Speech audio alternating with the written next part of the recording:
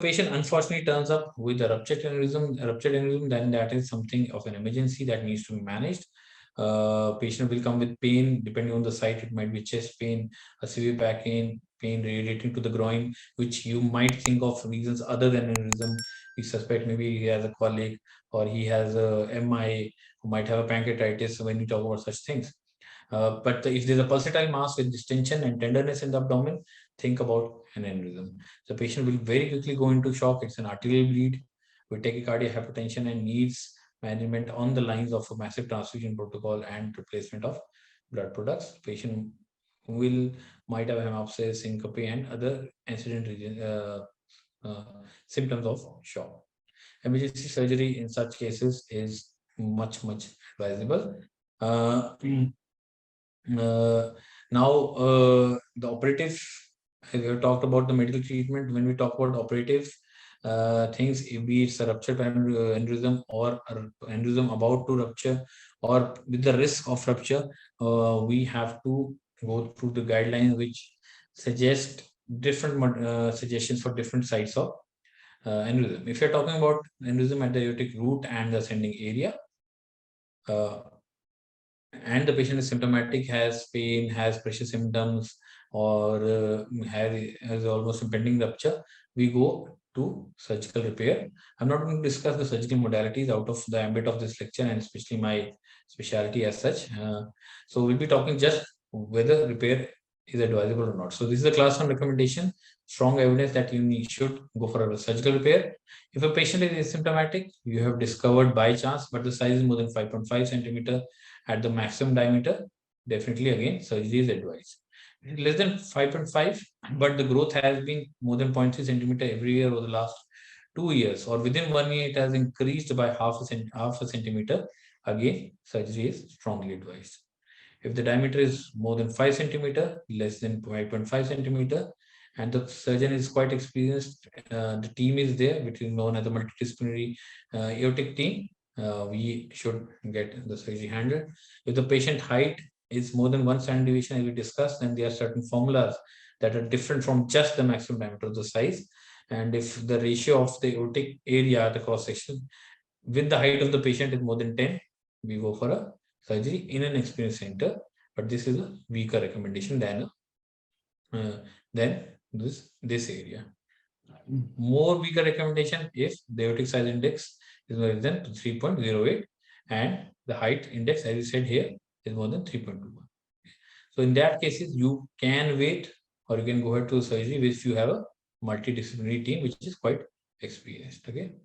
If a patient is undergoing a repair or replacement of an aortic valve, then and the aneurysm is there, you can replace both if the experience is there. Okay. And if there any surgery other than the aortic valve, again, this is a weaker recommendation than this.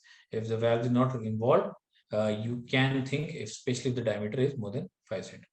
So this is, we are doing a surgery not for reasons or related to aneurysm, but unrelated reason. But you know that there is an aneurysm there, so it can be tackled with an experienced surgeon if these parameters are met. If the aneurysm is in the arch, patient is symptomatic, the risk is low of surgery, we can go for a open replay or a surgical replacement. Patient is asymptomatic, again the operative risk is low, we can go for surgery if the diameter is more than 5.5. So again, the recommendation is less strong than for a symptomatic patient. If the surgical risk to the patient is high, we can go for an endovascular approach or a hybrid approach depending on the expertise, but the recommendation is much less strong than the previous conditions. Okay, this is again, as I said, is not my domain, but yes, you can consider in certain cases different in non-invasive, minimally invasive procedures rather than open procedures. When we are talking about a descending thoracic, not the abdomen, but the descending thoracic aneurysm, if it's less than 5.5, risk is average, and the risk of surgery is average, but the risk of rupture is high. This is how we define the risk of rupture as high. We can go for surgery. If the risk of morbidity, if the patient more than 5.5 centimeter, there is increased risk. because of these factors, these are the other condition where we can consider surgery. If there is thoracoabdominal surgery, there is rupture requiring intervention, which has already ruptured, again we recommend an open repair rather than the AHA recommends the open repair. In certain cases, the patient is stable, you can go for an endovascular repair under local anesthesia, put in a stent, put in a graft, stop the bleeding.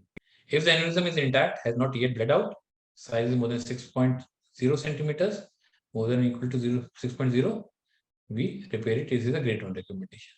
Another grade 1 recommendation is if the patient has any of these congenital syndromes, so we go for an open repair. Lesser strong recommendation is around 5.5 centimeter, you have a to get experience, or there's an increased risk of rupture, even if the size is less than 5.5. These are the increased risks: rapid growth, symptomatic, change in the appearance, or the secular penetrating ulcer. So in these cases, you should go ahead with surgery, but again, it is a class 2A recommendation. Now coming down, lower down to just the abdomen. Again, if it is ruptured, patient stable, you can go for endovascular. Endovascular is where we don't open up the patient. We just like we put in a stent, we go through the vessel, thread the stent and inflate it, and we wall off the bleeding aneurysm. If the anatomy is not suitable, okay, sorry, if the anatomy is suitable for endovascular repair, it is recommended to even over open repair. Under LA, you can go and do it under hypotensive anesthesia. If it is unruptured, again we have to go to the size. Men more than 5, female more than 5. Men more than 5.5, female more than 5.0, go for surgery. Class 1 recommendation. Symptoms due to aneurysm or due to pressure symptom, again we have to recommend as a class 1 recommendation. Any other form, secondary recommendations, if the team is there or aneurysm which is growing more than 0.5 in 6 months, we have to reduce the risk of rupture and operate, but this is a very low down 2B recommendation. Okay. Let's skip this part, more of a surgical thing. Okay, so what we have seen here is that a lot of decisions are shared. Okay. In this, a lot of problems are where we see that multidisciplinary teams are required. Okay. The type of surgical repair has to be decided in line with these guidelines, but more important thing is who the surgeon is, what is the comfort level, and what is the degree of experience that the center has, and what is the degree of experience the multidisciplinary aortic aneurysm team has. Then we have to decide whether it is amenable to an open surgical repair or an endovascular repair is co-opted and is beneficial for the patient and can be done. Medical management and surveillance is important in a lot of these conditions, because as I said that these patients might not come with a rupture. We cannot wait for them to come with the rupture aneurysm.